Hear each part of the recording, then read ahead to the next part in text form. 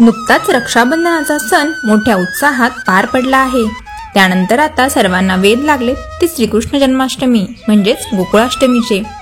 महाराष्ट्रात दहीहंडी मोठ्या प्रमाणात साजरी केली जाते. भारतीय संस्कृती आणि परंपरा यामध्ये श्रीकृष्ण जन्मोत्सवाचे महत्त्व आणि महात्म्य अनन्यसाधारण असे आहे. यदा यदा हि धर्मस्य ग्लानिर्भवति भारत अभ्युत्थानम धर्मस्य तदात्मानं सृजाम्यहम् परित्राणाय साधूनां विनाशाय च दुष्कृतां धर्मसंस्थापनार्थाय संभवामि युगे युगे. श्रावणवद्य अष्टमी या तिथीला मध्यरात्री रोहिणी नक्षत्रावर मथुरेत कंसाच्या बंदिशाळेत श्रीकृष्णाचा जन्म झाला. श्रीकृष्ण हा श्री विष्णूंचा 8वा अवतार मानला जातो. बाललीला, नीती, मुत्सद्देगिरी, राजकारण, भगवद्गीता, मित्रत्व, प्रेम, त्याग अशा अनेक गोष्टींसाठी श्रीकृष्णांचे नेहमीच स्मरण केले जाते. श्रीकृष्णांचा जन्माष्टमी उत्सव भारतभर साजरा केला जातो. धार्मिक मान्यतेनुसार या दिवशी भगवान श्रीकृष्णाची पूजा केल्याने जीवनातील सर्व प्रकारच्या समस्या दूर होतात आणि सुख समृद्धीचे आशीर्वाद प्राप्त होतात. तर यावर्षी 2024 मध्ये श्रीकृष्ण जन्माष्टमी नेमकी कधी आहे, पूजेचा शुभ मुहूर्त काय आहे, पूजा कशी करावी आणि या दिवसाचे महत्त्व काय आहे, ही सर्व माहिती आपण आजच्या व्हिडिओमध्ये जाणून घेणार आहोत. तर व्हिडिओ शेवटपर्यंत नक्की बघा आणि चॅनलवर नवीन असाल किंवा अजूनही चॅनलला सबस्क्राईब केले नसेल तर नक्की सबस्क्राईब करा. तसेच बेल आयकॉनवरही क्लिक करा म्हणजे नवनवीन सर्व व्हिडिओंचे नोटिफिकेशन तुम्हाला येतील. चला तर मग व्हिडिओला सुरुवात करूया. तर यावर्षी 2024 मध्ये वैदिक दिनदर्शिकेनुसार श्रावण महिन्यातील कृष्ण पक्षातील अष्टमी तिथी 26 ऑगस्ट 2024 म्हणजे सोमवारी पहाटे 3:40 सुरू होईल आणि दुसऱ्या दिवशी म्हणजे 27 ऑगस्ट या दिवशी मध्यरात्री 2:19 संपेल. तर अशात सोमवारी 26 ऑगस्ट 2024 या दिवशी कृष्ण जन्माष्टमी व्रत पाळण्यात येणार आहे. या दिवशी मध्यरात्री पूजेचा शुभ मुहूर्त 12:02 ते 12:45 असेल. या काळात आपल्याला कृष्ण जन्मोत्सव साजरा करायचा आहे आणि कृष्णाला पाळण्यात घालून कृष्णाची पूजा करायची आहे. त्यानंतर दुसऱ्या दिवशी म्हणजे 27 ऑगस्ट दिवशी आपल्याला काला बनवायचा आहे आणि श्रीकृष्णाची विधिवत पूजा करायची आहे आणि हे व्रत सोडायचे आहे. तर पूजा आपल्याला नेमकी कशी करायची आहे ते आता आपण पाहूयात. तर सर्वप्रथम आपल्याला एका ताम्हणामध्ये अशा प्रकारे बाळकृष्णाची मूर्ती घ्यायची आहे. याआधी आपल्याला घरातील देवतांची पूजा करून घ्यायची आहे, गणपतीची पूजा करून घ्यायची आहे आणि दिवा सुद्धा प्रज्वलित करून घ्यायचा आहे. दिव्याची देखील पूजा करून घ्यायची आहे. तर इथे तुम्ही बघू शकतात मी एक लाल वस्त्र अंथरले आहे आणि त्यावर तामण ठेवून त्यात बाळकृष्णाची मूर्ती घेतलेली आहे. तर या मूर्तीवर आपल्याला पाण्याने आणि पंचामृताने अभिषेक करायचा आहे. प्रथम पाण्याने, नंतर पंचामृताने आणि त्यानंतर परत पाण्याने अशा प्रकारे आपल्याला अभिषेक करायचा आहे. त्यानंतर इथे मी देवघरात अशा प्रकारे पाळणा बांधलेला आहे आणि त्या पाळण्यात मी श्रीकृष्णाची मूर्ती ठेवणार आहे. तर इथे मी छान श्रीकृष्णाला ड्रेस घालून, गळ्यात माळा घालून आणि अशा प्रकारे मुकुट घालून सजवलेला आहे.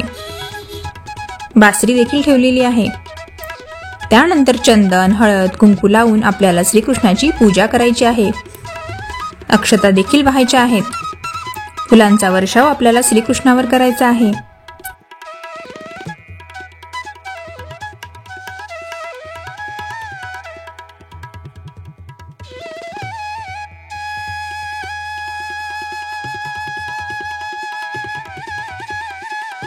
आणि त्यानंतर इथे अशा प्रकारे मी पाळणा हलवत आहे.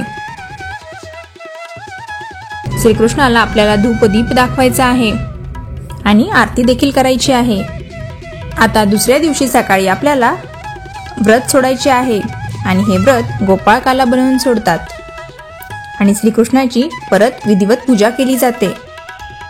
पोहे, ज्वारीच्या लाया, लिंबू, आंब्याचे लोणचे, दही, ताक, चण्याची भिजवलेली डाळ, साखर, फळांच्या फोडी इत्यादी घालून एक पदार्थ बनवला जातो आणि त्याला काला असे म्हणतात. हा काला कृष्णाला फार प्रिय होता. श्रीकृष्ण व त्याचे सवंगडी मिळून यमुनेच्या तीरावर हा तयार करीत असत व वाटून खात असत असे मानले जाते. देशभरात प्रांतांप्रमाणे व्रत आचरणाची पद्धत वेगवेगळी असू शकते. आपापल्या पद्धतीनुसार व्रत आचरण करावे असे सांगितले जाते. तर इथे आता दुसऱ्या दिवशी अशा प्रकारे चौरंगावर बाळकृष्णाची मूर्ती ठेवून आपल्याला विधिवत पूजा करायची आहे. फुले अर्पण करायची आहेत. श्रीकृष्णाला महानैवेद्य दाखवायचा आहे. इथे तुम्ही बघू शकता, इथे मी फळे अर्पण केलेली आहेत. तसेच काला देखील बनवलेला आहे आणि श्रीकृष्णाला लोणी खूप प्रिय होते. तर इथे मी लोणी आणि त्यात साखर टाकून सुद्धा श्रीकृष्णाला अर्पण केले आहे. सुका मेवा म्हणजे ड्रायफ्रुट्स देखील आपल्याला नैवेद्य म्हणून ठेवायचे आहेत. तसेच तुमच्याकडे जी कोणती मिठाई असेल ती देखील तुम्ही ठेवू शकतात. तसेच आपल्याला बाळकृष्णाला तुळशीपत्र अर्पण करायचे आहे आणि नैवेद्यावर देखील अशा प्रकारे तुळशीची पाने ठेवायची आहेत. धूप दीप दाखवून आरती करायची आहे. तर या दिवसाचे नेमके महत्त्व काय आहे? तर श्रीकृष्णाने पृथ्वीवर देवकी आणि वासुदेव यांच्या पोटी जन्म घेतला. भगवान श्रीकृष्णाच्या जन्माच्या वेळेस आकाशवाणी झाली की देवकीचा 8वा पुत्र कंसाचा वध करेल. कंसाच्या अत्याचारांनी संपूर्ण मथुरा नगरी त्रस्त झालेली होती. त्याच्या राज्यांमध्ये निर्दोष लोकांना सुद्धा शिक्षा केली जाई.